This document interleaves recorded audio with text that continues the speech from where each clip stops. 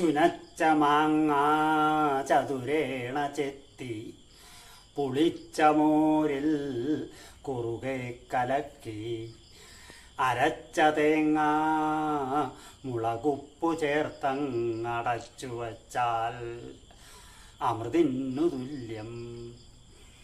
അത് നമുക്കൊന്ന് നോക്കാം. ചുനച്ച മാങ്ങ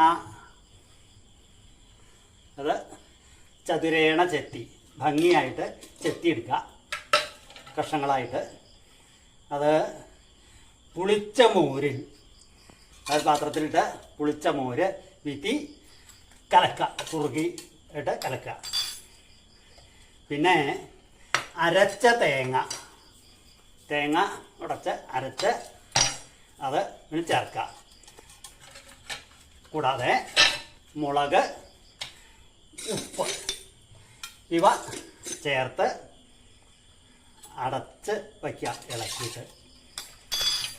അത് ഊണിൻ്റെ കൂടെ കഴിക്കാൻ അമൃത് പോലെ നല്ലതാണ്.